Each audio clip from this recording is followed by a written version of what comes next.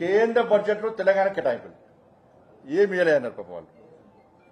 రాబోయే 5 ఏళ్లలో 20 లక్షల మంది యువతి యువకులకు శిక్షణ ఇచ్చి ఉద్యోగ ఉపాధి అవకాశాలు కల్పించాలని చెప్పి కేంద్ర ప్రభుత్వం బడ్జెట్ లో స్పష్టం చేయడం జరిగింది.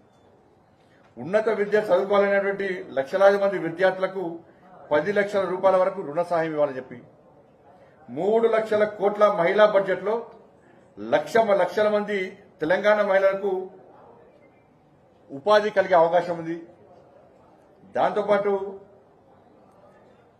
గరిష్టంగా అంటే 20 లక్షల రూపాయల వరకు గల ముద్ర రుణాలు తెలంగాణ రాష్ట్రం కూడా వస్తాయి. అవి దాంతోపాటు అర్బన్ ప్రాంతాల్లో నిర్మించేటువంటి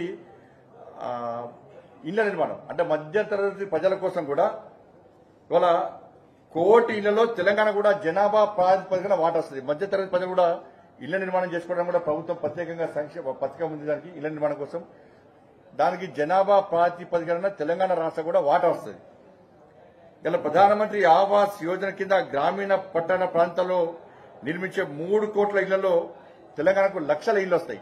ఇది రాష్ట్ర ప్రభుత్వం కూడా కేంద్రం యొక్క సహకారం తీసుకుంటాం ప్రధానమంత్రి ఆవాస్ యోజన కింద అని చెప్పి కూడా స్పష్టం చేయడం జరిగింది. దాంతోపాటు కేంద్ర పన్నుల రూపేణ ట్యాక్స్ డెవల్యూషన్ 26,216 కోట్లు, ట్యాక్స్ డెవల్యూషన్ 26,216 కోట్ల రూపాయలు, గ్రాంట్ ఇన్ ఎయిడ్ ద్వారా 21,075 కోట్ల రూపాయలు, ఎఫ్ఆర్బిఎం కు లోబడి 62,000 కోట్ల రుణాలు ఇవాళ తెలంగాణకు ఇచ్చింది. మొత్తము 2,91,000 కోట్ల 2,91,000 కోట్ల రాష్ట్ర బడ్జెట్ లో నిధులు అప్పుల రూపేణా కేంద్రం అంటే 2,91,000 రాష్ట్ర బడ్జెట్ లో కేంద్రము 1,09,000 కోట్ల రూపాయలు నిధులుస్తున్నది. అంటే బడ్జెట్ లో 2 లక్షల కోట్ల బడ్జెట్ రాష్ట్ర ప్రభుత్వం అయితే 1,00,000 కోట్ల రూపాయలను కేంద్రం ఇస్తున్న నిధుల రూపాయలు అని కలిపియాలి. కానీ కేంద్రం ఏమి ఇస్తలేదంటారు. రైల్వే కేటాయింపులకు సంబంధించి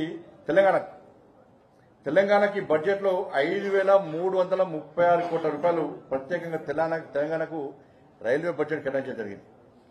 దీంతోపాటు గతంలో బీఆర్ఎస్ పార్టీ ఏం చేయలేదన్నది. గతంలో 9 నెలల్లో 31,221 కోట్ల రూపాయల ఖర్చును ఇలా పోయినసారి గత 10 ఏళ్లలో తెలంగాణ రాష్ట్రానికి కేంద్ర ప్రభుత్వం రైల్వే కోసం కేటాయించడం జరిగింది. యూపీఏ ప్రభుత్వము గతంలో కేటాయించిన దానికంటే 20 రెట్లు ఎక్కువ కేటాయించినాం. ఈ 10 ఏళ్లలో 32,946 కోట్ల వ్యయంతో నూతన రైల్వే ట్రాక్ల నిర్మాణం తెలంగాణ రాష్ట్రంలో చేపట్టడం జరిగింది. ఇప్పటికే 100% రైల్వే విద్యుతీకరణ పనులు పూర్తి చేస్తాం. 100% తెలంగాణ రాష్ట్రంలో ఎక్కడ కూడా కనీసం పెండింగ్ లేదు. ఎక్కడ కూడా. దాంతోపాటు తెలంగాణ రాష్ట్రంలో 437 ఆర్ఓబీలు, ఆర్యూబీలు 437. దానిలో కరీంనగర్లో తీవ్ర పని కూడా ఉన్నది. 40 రైల్వే స్టేషన్ ఆధునీకరణ పనులు. దానిలో భాగంగా కరీంనగర్, పెద్దపల్లి, రామగుండము రైల్వే స్టేషన్ కూడా కొత్త టెక్నాలజీతో ఆధునీకరించే పని కూడా ప్రారంభమైనాయి. 217 కోట్లతో సికింద్రాబాద్ రైల్వే స్టేషన్ ఆధునీకరణ జరుగుతున్న విషయం అందరూ తెలిసిందే. అది చెర్లపల్లిలో హైదరాబాద్ లో ఈ ట్రాఫిక్ ఇబ్బంది వల్ల దాంతో ప్రజలు ఇబ్బంది పడుతున్నారు. కేవలం నాంపల్లి, సికింద్రాబాద్ స్టేషన్లే ఉన్నాయి. కానీ ప్రజలు సమయాన్ని చేరుకోలేకపోతున్నారు అని చెప్పి ఉద్దేశంతో చెర్లపల్లిలో నూతన టెర్మినల్ పనులు కూడా 99% పూర్తయింది. ప్రారంభోత్సవానికి సిద్ధంగా ఉంది. చిన్న కొన్ని సమస్యలు కాబట్టి దాన్ని కూడా పూర్తి చేసి ఇలా ప్రధానమంత్రితో ప్రారంభించడానికి కిషన్ రెడ్డి గారు ప్రయత్నిస్తా ఉన్నారు. ఇవి కేంద్ర ప్రభుత్వము తెలంగాణ రాష్ట్రానికి ఇచ్చింది. ఈ దేశ ప్రజలకు అందించిన బడ్జెట్ కేంద్ర ప్రభుత్వం. ఇవన్నీ వాళ్ళు అడుగుతూ ఏమంటారంటే లేదు 10 రూపాయన మేము ఇస్తాం కదా అంటారు. మరి కేంద్రం కూడా 10 రూపాయలు ఇస్తారు కదా. ఇవాళ కేంద్రం కూడా 10 రూపాయన అనేక విభాగాలకు సంబంధించి కానీ, సంక్షేమానికి సంబంధించి కానీ, అభివృద్ధికి సంబంధించి కానీ ఆ విభాగాలకు సంబంధించి నిధులు కేటాయించిన కేంద్ర ప్రభుత్వం కూడా. ఇవాళ 1,90,000 కోట్ల రూపాయలు పైగా కేంద్ర నిధులు సమకూరిస్తే రాష్ట్ర బడ్జెట్లో కనీసము దాని గురించి ప్రస్తావన లేదు.